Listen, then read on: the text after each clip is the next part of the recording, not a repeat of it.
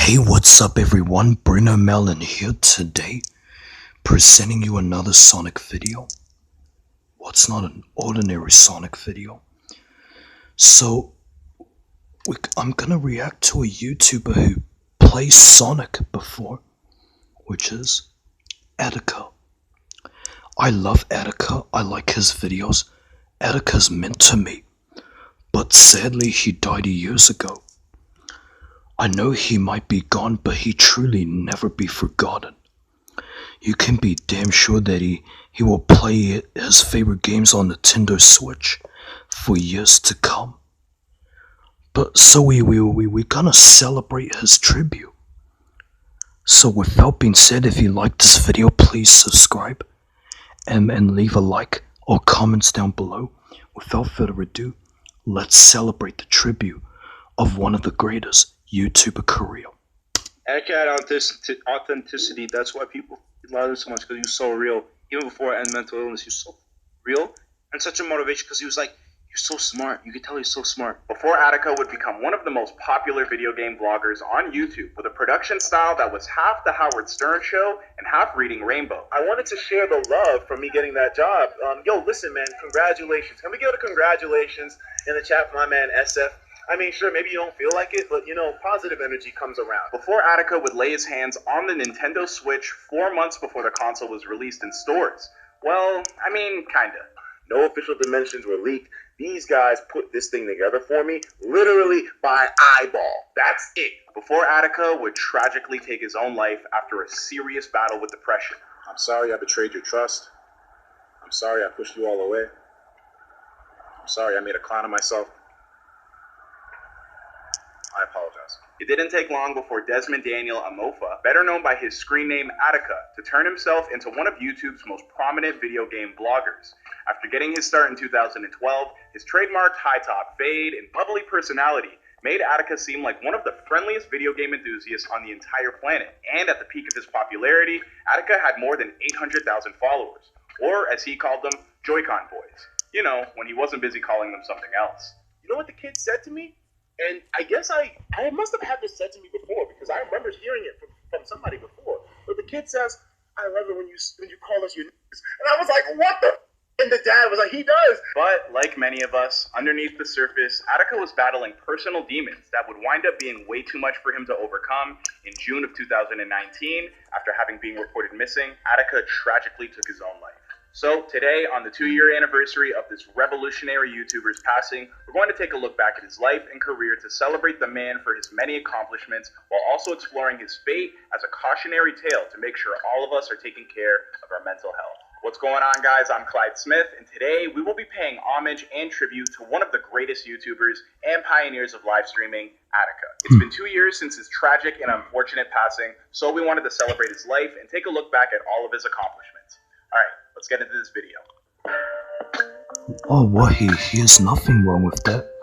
Same that I feel about Cobi or Cabana Mighty 456. Etika was born Desmond Amofah on May 12, 1990 in Brooklyn, New York, to his father Uraku Amofah, a Ghanaian politician and lawyer, as well as his mother Sabrina Amofah. His parents were busy people, especially his father, but they still played a prominent role in his life. I used to have a little bit of aggression towards him, but he's done a lot for me. He's helped me out more than words can describe. Desmond first came to the world at Large's attention, and what's Look at him.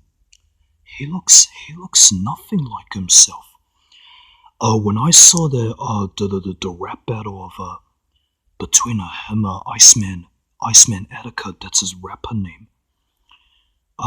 When he's having a rap battle from some dude with blue t-shirt and the glasses, he looks nothing like himself right there. But I want to see someone can re-upload videos, old videos, the late 2000 videos of him looks nothing like himself when he was young. Like, he's selling this. He's a hipster. No, I'm just joking. Alright, carry on. What some might call the safest and softest part of the online gamer culture. That corner of the internet dedicated to lighthearted Nintendo games. He started his primary game... Cabana Mighty 456! He's right there. He's right there. Can you see the channel and the name? That's Cobi's channel right there. And there's Sonic. Sonic's right there.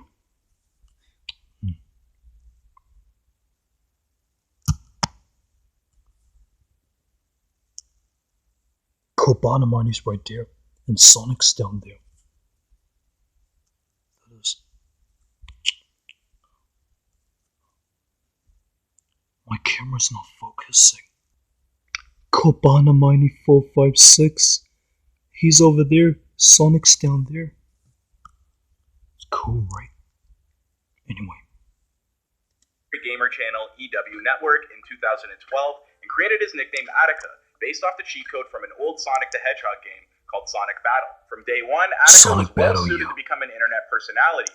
His early videos could make even something as boring as a press release for a brand new video game feel like something much more important. That's the Super Smash Bros. Trailer. Oh my God! Over time, this boisterous personality would help him draw thousands of like-minded Nintendo fans with each new major release that the company would drop, especially for the uber-popular fighting game Super Smash Bros. One of Etika's most viral moments would take place in September of 2016, when he live-streamed himself with the newest Nintendo console, the Nintendo Switch, but about 4 months before it was set to hit stores in November. His fans were at a loss for words, wondering how he could have possibly landed his hands on it. But as it would turn out, it was actually nothing more than a 3D printed fake. At that point, some of his fans became outraged that Etika had duped them, but the majority of them continued to embrace him, and some even respected him all the more for his troll-like antics. While YouTube continued to grow larger and larger as a viable platform, most of its stars began to put space between themselves and their ever-increasing audiences. But Etika was the exception to this rule.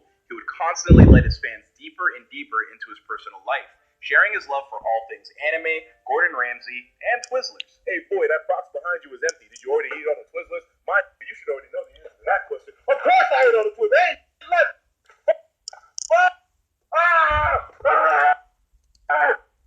when he would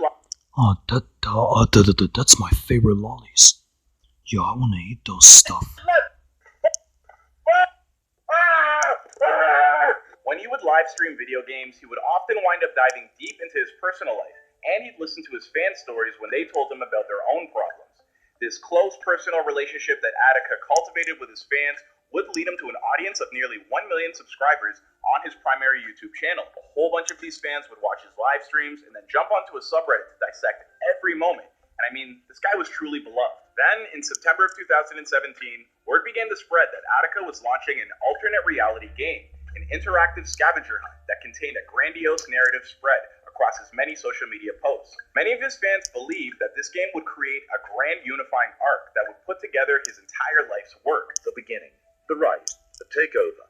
Etika has even referenced this term, takeover, a few times if I'm not mistaken. But Etika himself was often tight-lipped about the game being a real thing. He would ignore all references to it for months at a time, only to then drop a few out of the blue hints during the course of his live stream. This is going to happen when I hit 500K. I won't be here anymore. I'm revealing way too much. But his fans studied everything, looking for clues and hidden meanings. Perhaps that's why when Etika started to lose control, no one really could tell if it was real or not. The truth is, Etika had been struggling with his mental health for a very, very long time. In the last few months of his life, his online activity began to become as erratic and manic as his thoughts. In October of 2018, Etika was temporarily suspended from Twitter for using the N-word. This suspension set off further bizarre behavior. Not only did he upload a video of himself to YouTube free associating the N-word, listen, all of y'all, I tell you all, I don't love y'all. But one thing I tell y'all is that at least at the end of the day, that's the fiber that holds us together. He then nuked his own channel by uploading graphic adult entertainment content, which is in direct violation of YouTube's terms and service. Soon after that outburst, Etika jumped onto Reddit and posted a message telling his fans that he was now his turn to die and that he would miss them all. When his fans understandably freaked the F out, he later apologized. After this, his subreddit blew up, but it wasn't fans worrying about his mental health. Instead, it was fans wondering if all of this was some type of big joke, and that Atika's game was back on. In April of 2019, Etika checked himself into a mental hospital after threatening to kill himself, according to his ex-girlfriend Christine Alice. 2 weeks later, he was arrested after live streaming yet another alleged threat to kill himself in his Brooklyn apartment. This time, police arrived at the door and a standoff ensued. Don't break in. If you break into my apartment, you will be breaking the law. If you break into my apartment, you will be breaking the law, officer.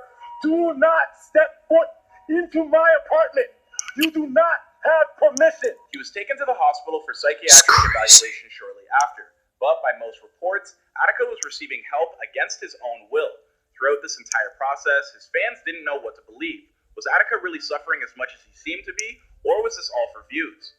Well, as it turns out, it was most definitely the former, and we'd all have to learn that the hard way. On June 20th, 2019, Etika officially became a missing person 36 hours after disappearing and uploading one final YouTube video to a secondary channel where he voiced his clear suicidal thoughts. I'm sorry I betrayed your trust. I'm sorry I pushed you all away. I'm sorry I made a clown of myself. I apologize. I wish it didn't have to be this way. Not only did Etika apologize to those people he felt he betrayed in his life, but he espoused a desire for his story to become a cautionary tale about the boundaries of all. Look at this Wi-Fi. It's not connecting. Don't you ever do this to me! I'm sorry, the Wi-Fi just screws me over. Start over. Online fame and how far things should go. Let my story be one that... Oh, that's how I feel when I play Sonic 06, just icked. advises caution on too much of the social media. Well,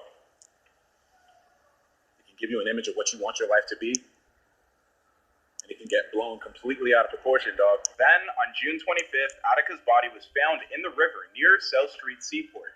His backpack had been found on the Manhattan Bridge a few days prior, containing only a change of clothes and his Nintendo Switch. As news of his death finally set in, Etika's fans tried to make sense of it all. More importantly, they asked themselves if they could have done more to help. Many of them decided they still could and created a petition on change.org that would see over 100,000 fans clamor for YouTube to restore his original channel in honor of his memory. And others took to memorializing in other ways, like painting a mural of him in Brooklyn, creating viral hashtags, and raising thousands of dollars in charity under his name. Oops, wrong one. Gonna kill you after this. Sorry guys, I don't know what the hell just happened. Thanks to the efforts like that, Etika's name and the legacy he left behind will never be forgotten here on YouTube. But before we go, we'd just like to mention that if you or someone you know is struggling with suicidal thoughts, call the National Suicide Prevention Lifeline at 800-273-TALK, or simply Google suicide. Don't go anywhere. Contact information for your country's home services. I truly do hope you all took something away from this look back at the life and legacy of Etika. And I know I speak for all of us YouTubers when I say, we miss you, pal. Rest in peace, and I'll see you guys in another video. And I missed you too, buddy.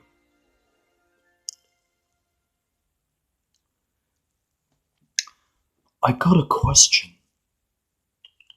How if Cobi or Cobi 456 is gonna kill himself when he takes his own life? I felt bad about Cobi. Because he likes Sonic, he plays Sonic, he grew up with Sonic. But in reality, it's like, they just put, the demons just put him in crawling underneath his skin in a bad situation. He looks like he's still in a bad situation. What if, Cobi's gonna die? If you're a Cobi fan like you are a fan of Etika, what is your suicidal thoughts? If you know, write your comments down below. I missed Etika and I missed Cobi. I love Cobi 456. That's why I felt bad for him. But I can watch their videos for years to come. Anyway, thanks for watching. See you all. Have a good day. Peace. public of the melons and take care.